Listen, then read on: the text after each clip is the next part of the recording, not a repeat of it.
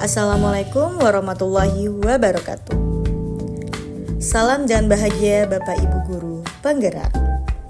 Saya Nandali Giomero, calon guru penggerak Angkatan 11 Kota Depok, akan memaparkan kesimpulan pada refleksi pemikiran Ki Hajar Dewantara Modul 1.1 Koneksi Antar Materi. Pendidikan dan pengajaran tidaklah sama. Pengajaran adalah bagian dari pendidikan. Menurut Ki Hajar Dewantara, pengajaran adalah proses pendidikan dalam memberi ilmu untuk kecakapan hidup anak secara lahir dan batin. Sedangkan pendidikan pada hakikatnya adalah menuntun memberi tuntunan terhadap segala kekuatan kodrat yang dimiliki anak agar ia mencapai keselamatan dan kebahagiaan setinggi-tingginya, baik sebagai manusia maupun sebagai anggota masyarakat. Pendidikan menciptakan ruang bagi murid untuk bertumbuh secara utuh agar mampu memuliakan dirinya dan orang lain serta menjadi mandiri.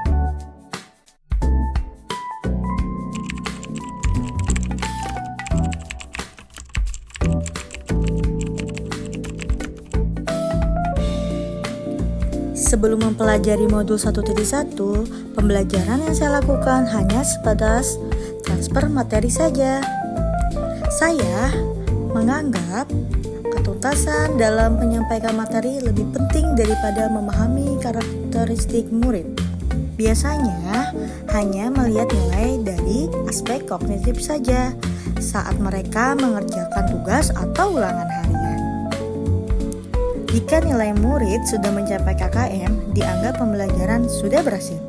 Selain itu, saya pun beranggapan bahwa murid hanya sebagai objek pembelajaran, sehingga pembelajaran berpusat pada guru atau teacher center. Sebelumnya, saya tidak memperdulikan apakah murid sudah benar-benar paham, karena fokus utama saya hanya ketercapaian materi. Mengingat materi yang saya ajarkan cukup padat per semesternya, saya pun hanya meminta siswa menghafal materi yang saya ajarkan tanpa memikirkan bagaimana materi tersebut dapat dipahami dengan sepenuhnya. Sehingga saya pun sering merasa gagal atau mengeluh jika banyak murid yang tidak tuntas setelah melakukan evaluasi.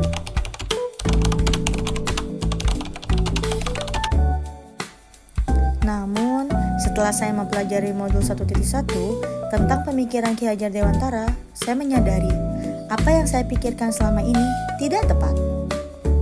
Seharusnya saya melakukan pembelajaran secara menyeluruh, bukan hanya aspek kognitif saja, tetapi masih ada 7 aspek yang lain.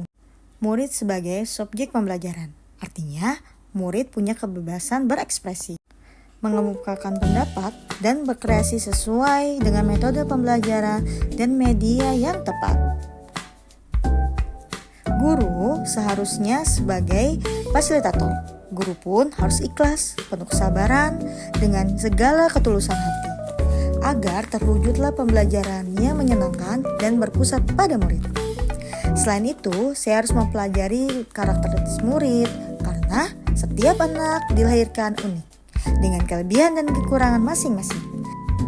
Saya harus menghargai karakter murid, memberikan mereka kesempatan untuk tumbuh sesuai dengan kodratnya.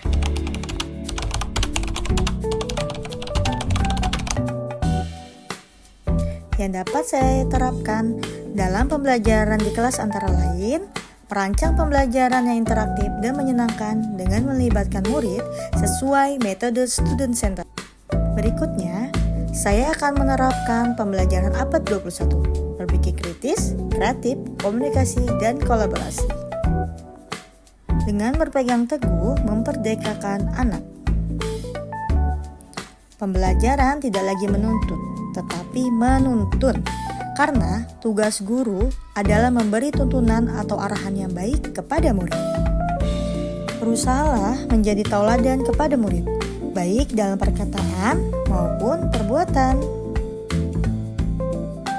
Selanjutnya, saya harus mengenali karakter dan latar belakang siswa dengan menjalin komunikasi yang baik.